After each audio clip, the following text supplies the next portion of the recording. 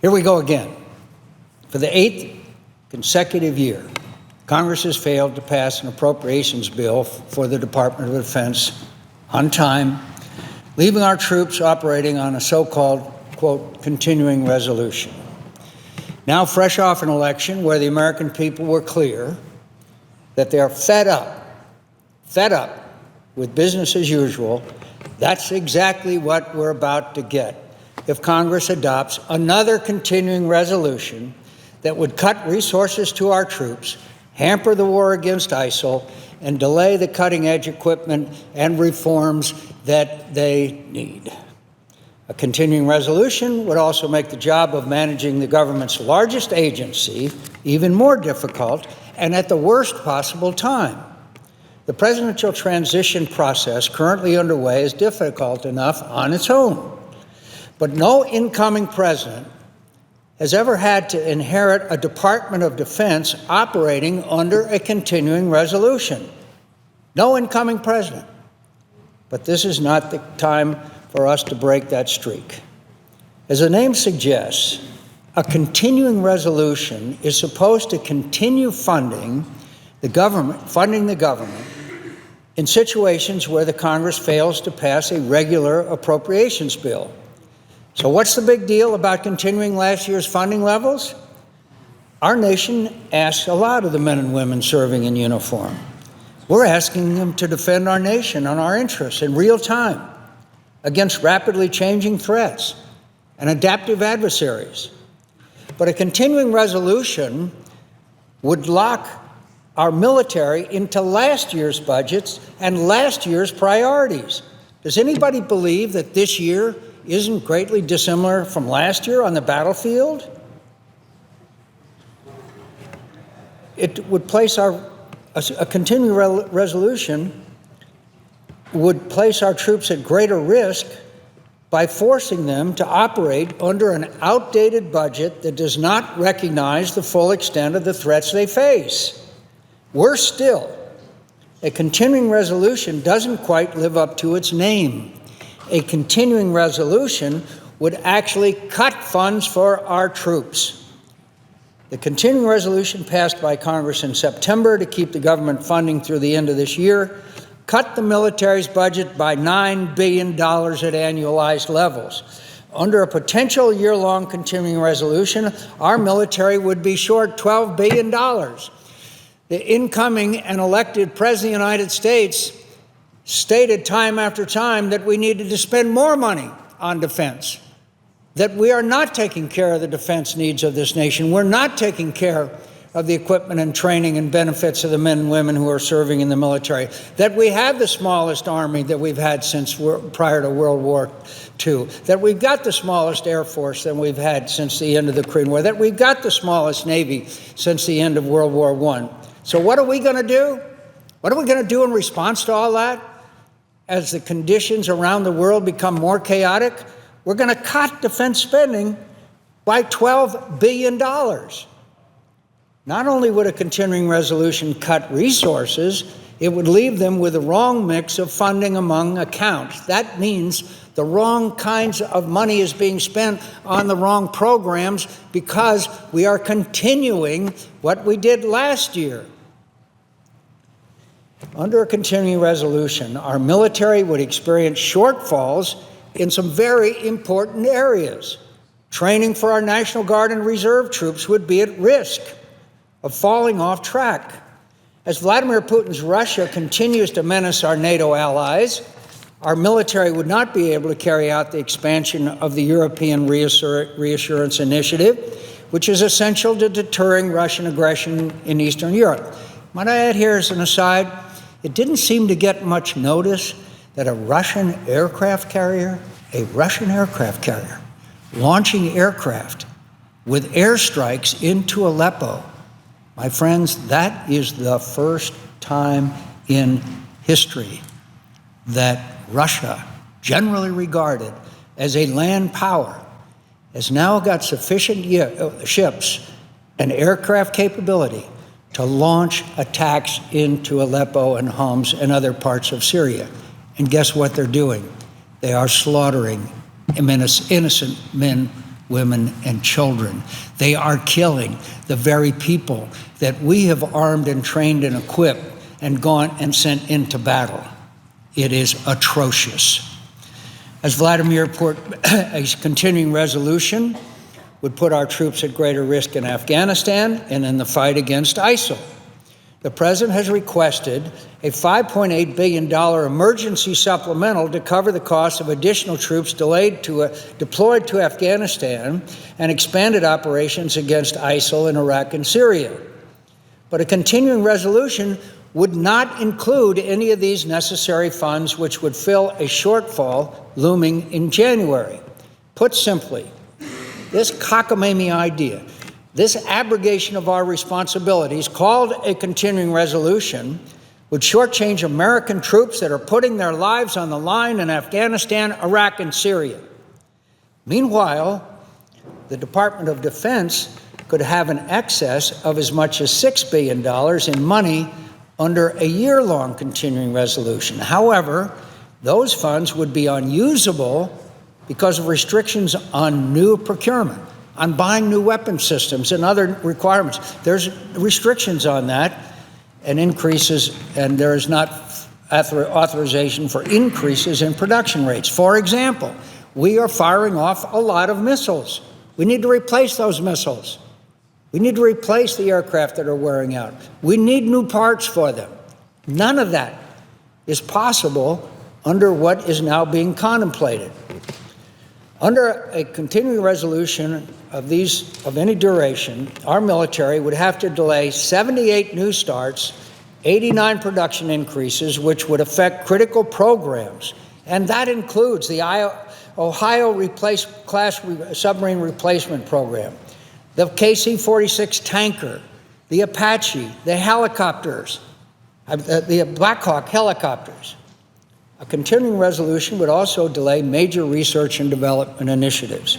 In short, what we are contemplating cut funds for our troops. It inhibits their ability to serve the nation, and they are putting the men and women who are serving in the military at greater risk. Why? Why? Because we refuse to act.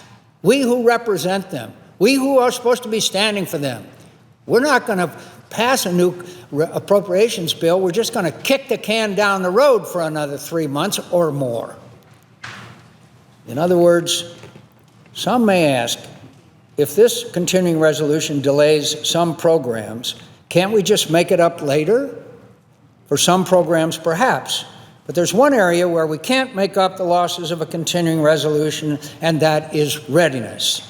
We're asking our troops to be ready to defend this nation at a moment's notice. We're asking our troops to be ready to take the fight to ISIL. We're asking our troops to be ready to deter and, if necessary, defeat aggression in Europe, the Middle East, and the Asia-Pacific. We're asking them to be ready today. But a continuing resolution would force trade-offs that undermine readiness. In other words, they will not be able to conduct the training operations, the replacement of parts, the maintenance, all of the things that go into making a ready military that's ready to fight. We are impacting them. We are harming their ability to do that with a continuing resolution. And adding additional readiness funds later in the year would be too little, too late, just papering over our failure to give our troops the resources they need when they need it. Readiness tomorrow does not replace readiness today. Every senior leader, uniform and non-uniform, at the Department of Defense has warned Congress about the negative impact of a continuing resolution on our men and women who are serving us in the military. Our Secretary of Defense, Ash Carter, has stated, quote, "A continuing resolution is a straitjacket that, quote, prevents us from fielding a modern, ready force in a balanced way." A continuing resolution, Secretary Carter said, quote, undercuts stable planning and efficient use of taxpayers' dollars. The Commandant of the Marine Corps, General Neller, warned that a long-term continuing resolution, quote, dramatically increases risk to an already strained physical environment and disrupts predictability and our ability to properly plan and execute a budget and a 5-year program. Suppose you had a company or a corporation, and that company, like most companies and corporations, small and large, operate on a year-to-year basis. And so you tell that company, wait a minute, for the first 3 months of next year, you're not going to get any additional funds. You're not going to be able to plan. You're not going to be able to do what's necessary. They wouldn't stay in business. They wouldn't stay in business. The Chief of Naval Operations, Admiral Richardson, warned that a continuing resolution would lead to wasted taxpayer dollars. Under a continuing resolution, the Navy would be forced to break up its contract actions into smaller pieces. As a result, Admiral Richardson warned the Navy would not be able to, quote, take advantage of savings from contractors who could better manage their workload and pass on lower costs to the Navy. These redundant efforts to drive additional time and cost into the system for exactly the same output. The Chief of Staff of the United States Army, General Milley, made similar warning about waste and inefficiency resulting from budgetary uncertainty. And have no doubt, what a continuing resolution does is causes budgetary uncertainty. It's just a fact. He said things like multi-year contracts, developing long-term relationships with industry where they can count on us and so on, that becomes very difficult. And what ends up happening is the price per unit goes up. So it is built in inefficient. So it has built-in inefficiency. It has built-in cost overruns. It is an ungood situation. It is not good, and it needs to end. General Milley is right. This madness needs to end. It's time for Congress to do its job. When it comes to doing our constitutional duty to provide for the common defense, there is no call for lazy shortcuts and shortchanging of our troops. Let's pass a defense authorization bill as soon as we get back. Let's pass a defense appropriations bill that gives our troops the resources, predictability, and flexibility they need and deserve. And next year, with a new president and a new Congress, let's go to work immediately on ending sequestration once and for all and returning to a strategy-driven defense budget. And let's work together on a defense supplement that will serve as a down payment on rebuilding military capacity, capability, and readiness that have suffered under years of budget cuts and uncertainty. But this year, in this Congress, let's do our jobs and pass defense authorization and appropriations bills. This is what the American people expect of us, and it's what the men and women who serve and sacrifice on our behalf deserve from us. Almost everybody that I know, except those that don't tell the truth, did not predict the result of this presidential election. And what we are finding out, much to the dismay of some and the surprise of almost all, is that the American people, particularly in some parts of the country, are very unhappy. And one of the reasons of their unhappiness is that they believe that they have a Congress that doesn't work for them. They believe that their elected representatives no longer have their interests uppermost. And when they see continued gridlock in Congress, of course, the frustration level goes up, the approval rating goes down. I haven't met anyone who approves of Congress recently that wasn't paid staff or blood relatives. So the fact is that when we kick the can down the road and do not provide the fundamental necessity, the most important obligation we have to defend this nation and provide the men and women with the training, equipment, and readiness and capabilities that they need, then it is no wonder the American people hold us in such low regard. So I urge my colleagues, I urge our leaders on both sides, let's take up the defense authorization bill when we get back, and I think we can do that. Then let's take up the defense authorization bill. I have confidence in our appropriators. I don't agree with some of the things that they've done, but they've carried out their duties. Why don't we move forward? Instead, for 3 months or more, we're going to put the military in a state of uncertainty, limbo, and we will harm their ability to defend this nation. And that is not John McCain's view. It is the view of the men, the leaders in the military, that we entrust the men and women to their leadership.